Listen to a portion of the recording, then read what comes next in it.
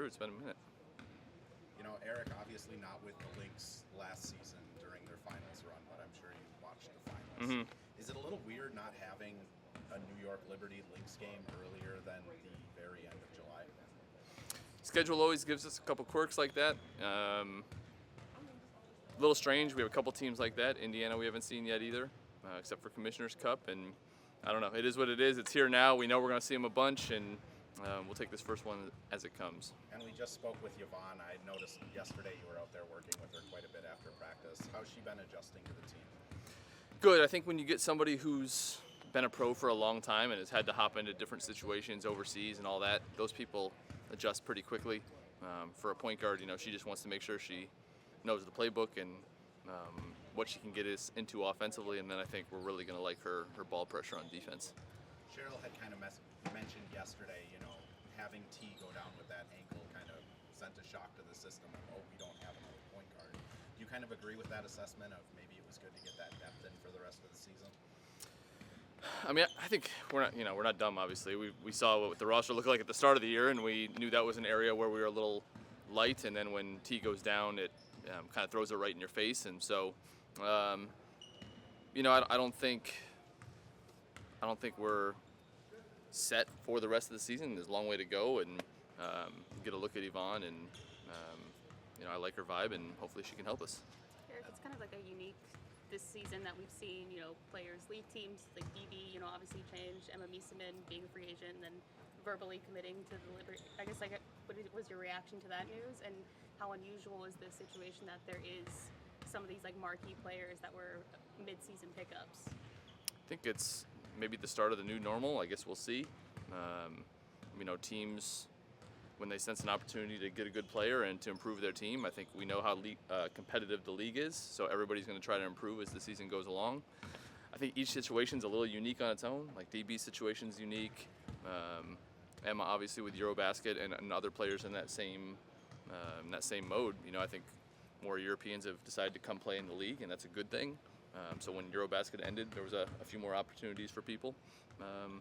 So I don't know. I mean, we see it with the NBA, right? There's the trade deadline, then or the guarantee date, then there's trade deadline, then there's now the buyout market, and there's all sorts of this stuff, and I think it's inevitable that we kind of go the same way. Emma gives Liberty, more size, more versatility and everything. I guess I'm just curious, you guys were obviously in on the hunt to get her. What was your reaction when she did commit to the Liberty? I'll let Cheryl's quote yesterday speak for itself. Disappointed, but we move on. We got our team. On that note, though, I think you had asked Cheryl something about this yesterday, and it was interesting, but just sort of approaching, I guess, acquisitions, if you'll put it, late in this season with just all the free agency stuff kind of coming up afterwards. What is y'all's approach right now in terms of maybe adding more pieces to the Lynx, or are you just kind of set where you guys are right now in terms of roster? I think TBD, and it's not really my role to speak on that, to be honest with you. Trade deadline's in a week, so I'm sure that may shake some things around the league, and then we'll go from there. So, that's what we do. We look all year round. We constantly think about ways to tweak and improve, and we'd be negligent if we weren't considering every possibility right now. What happens, I don't know. We talk about a million scenarios, and about 5 of them actually happen. So that's usually how the year goes. Yeah. What stood out to you about Fee moving from scheming against her to now working with her day in, day out? I think just her consistency, and I mean that from game to game, but just within the 40-minute game, how she just kind of keeps playing through everything. You see an opponent maybe take 30 seconds off, and that's when Fee scores quick points. She might get an offensive rebound, or she gets something in transition. I think she's just pretty relentless. A lot of the stuff isn't stuff you can even game plan for. She just keeps playing hard, making the right plays, sets a great screen, gets a guard open, and then all of a sudden she gets a layup. So I think just her humility and what that makes her do, which is just come to work every day and try to get better. On that note, just talking to some opposing players, coaches, one of the things that they mentioned, you kind of touched on there, was just her constant motion. Yeah. Could you, I guess, for a more general audience breakdown, what does that look like, and why does it make her just so impactful? I don't know. I didn't see her when she was before college, but obviously where she went to school, they've got a reputation for players, continuing to play in motion and in movement, so you get great habits coming out of UConn in that way. But it also requires just like being in elite shape. A lot of players aren't in that type of condition to be able to move and play and think and process and execute. And then I think she just knows that's what is successful for her. She's a matchup problem no matter what position she is, but a lot of that's just because if you have a lapse for a second or two in your defense, she's going to exploit it. So I think it's one of those things, once you have some success playing that way, you learn from that and you keep doing it. Coach, without giving up too much of y'all's game plan, what's the main differences between last year's Liberty and this year? I'm giving up none of our game plan. No, I'm just kidding. Well, they different. I mean, Tosh being there is a big change.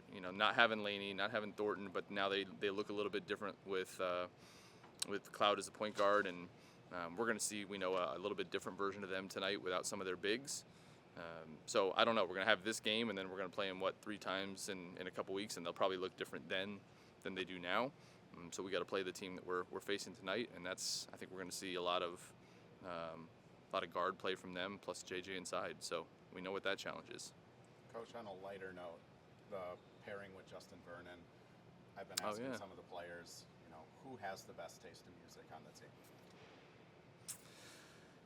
Well, we have the singing in the back of the bus, which is a different thing from the taste in music, and that's its own department. But I think Courtney, I know Courtney got a lot of votes, if I heard right yesterday, because she's got tastes all over the board, which is, I think good for the group. We come in, you never know what's going to be playing when she's on the aux. So do we still say that? We still say on the aux, on the Bluetooth, I guess, on the Bluetooth in the gym. Okay, all right. I gotta stay young. I know, I gotta stay young. Cheryl, No, my vote would be Courtney because I think she's got variety. Cheryl kind of threw Diamond under the bus for the singing yesterday. I'm not gonna name any names. Okay. I'm trying to establish good relationships with everybody on the team, so they're all, if they feel it, then they should sing it. Yeah. Is there anyone on the team you wouldn't pass the aux cord to, though? I don't know. Honestly, I don't know. I It's would've- usually fine when I'm in I there. would have guessed that you had the best music taste on this team. Well, we don't. We're trying to stay humble. I talked about Fee's humility. I mean, I'm just trying to follow our leader. I know that you weren't, with the team last year, but I guess I'm just curious. One of the last times Liberty were here was game 3 and 4, but game 3 specifically, Sabrina hits that buzzer beater. I mean, what do you remember from that shot? And Sabrina's had a lot of buzzer beaters in her time, but that one just was probably the most memorable.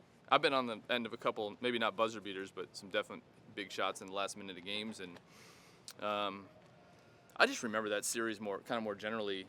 That game, the game after it, game 1, game 5, how just tight they all were and how every play feels enormous. I think we're going to get a taste of that tonight. I mean, obviously when it's games 3, 4, 5 of a finals, it's heightened in a way that a regular season game just can't get to. But we know that their best players, our best players, are going to have the ball in their hands with the chance to make plays, and we got to lock into personnel tendencies. We know Sabrina likes those moments, but so do ours. So I don't know. BB has prepared us with the scout, and we'll be ready. To start good. I don't know what the Yeah, no. But like start good, especially being home. Yeah, I mean, I think both teams coming off a loss, probably feeling like they didn't play as well as they wanted. We'd like to set a tone in our building from the jump, but we know we're going to get their best shot as well off the tip. So, yeah, I mean, the season goes on. We play tonight, and then we play again on the weekend. So we're just going to focus on tonight and playing as hard as we can and well as we can. It's fun for the fans, fun for the media, fun for you guys. And I think our players are ready and are looking forward to it as well. I know the players and Coach Reed were kind of hesitant to throw the label of like a rivalry on this, but Coach Reed was kind of talking about she felt like this had some of the early makings maybe of one. To what extent do you agree with that? And do you think like a big matchup like this that folks have really had circled on their calendars is just good for the league? Yeah, of course. Definitely good for the league. Great to have big games. I think it's good for our team to play big games at this point in the season. We've had a few of them, Commissioner's Cup to get in the final, then the final, a couple other games that we've played. I think it's good for the league. I mean, we'll see how these games go. Usually this stuff happens pretty naturally or organically, and big games, big moments, playoff matchups. I think, like you said, it's got the ingredients for it, and now we'll just kind of see how it brews these next few weeks. Thank you, Coach. Thank you. All right, thank you guys. Coach.